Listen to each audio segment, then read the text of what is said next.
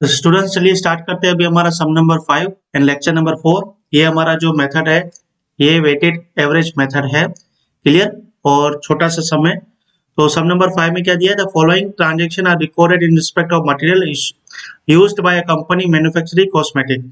यहाँ पे आपको क्वांटिटी दी है यूनिट में और रेट दिया है और यहाँ पे क्वांटिटी इशूड दी है। ठीक है, ये आप देख सकते हैं। अभी हमको वेटेड एवरेज मेथड के साथ ये छोटा सा सम सोल्व करना है। क्लियर।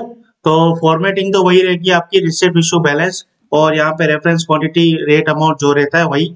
जस्ट हमें क्या करना है, इसको मेथड जो है वेटेड एवरेज मेथड से करना है। कोई भी ओपनिंग बैलेंस नहीं है, डायरेक्ट आ जाते हैं 3, 12, 23 को जो भी क्वांटिटी रिसीव्ड हुई है वहां से सम की शुरुआत करते हैं। तो 3, 12, 23 को यहाँ पे क्वांटिटी कितना मिला हमको, 400 यूनिट मिला जिसका रेट 2.10 था। टोटल अमाउंट कितना आ गया, 840। क्लियर। और यही हमको आगे लेके जाना है, 400 2.10 और टोटल अमाउंट कितना आ गया 840।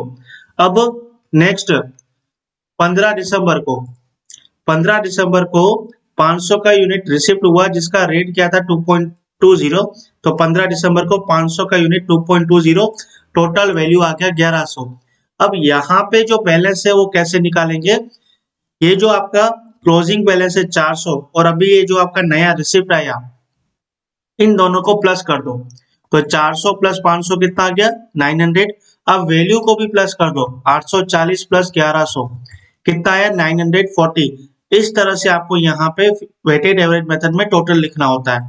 और ये 940 डिवाइड बाय 900 कर दो तो आपका आंसर 2.16 आएगा। ये आपका आ गया एवरेज। इसको इसलिए बोलते हैं वेटेड एवरेज मेथड। क्लियर।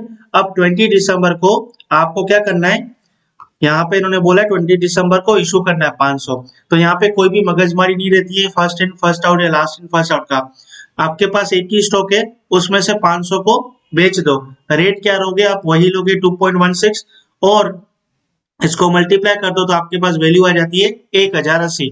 अब आपके पास क्लोजिंग बैलेंस क्या बचा, 900 में से 500 गया तो कितना आया 1400 और वैल्यू 940 माइनस 1080 कितना वैल्यू आया 860। अब इन दोनों को डिवाइड करके आपके पास जो रेट बचेगा वो आपका यहाँ का वेटेड एवरेज रेट।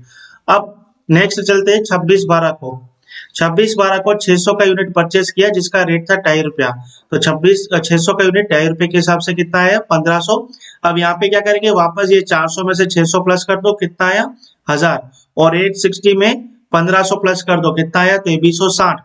अब 2360 को डिवाइड बाय 1000 कर दो तो वेटेड एवरेज जो भी आपका रेट है कितना आ गया 2.36। इस तरह से ही आपको ये वेटेड एवरेज करना है, बाकी सब सेम ही है।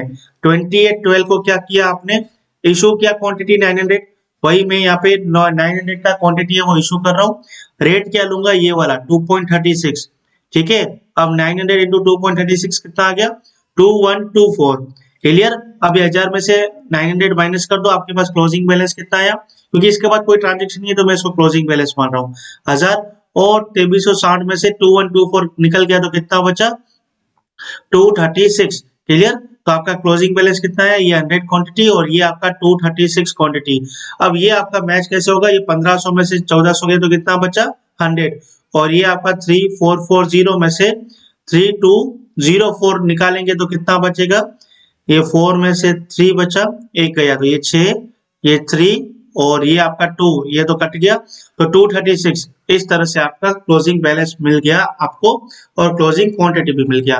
तो यहाँ पे हमारा सम नंबर 5 कंप्लीट हुआ। अब हम चलते हैं नेक्स्ट सम की ओर।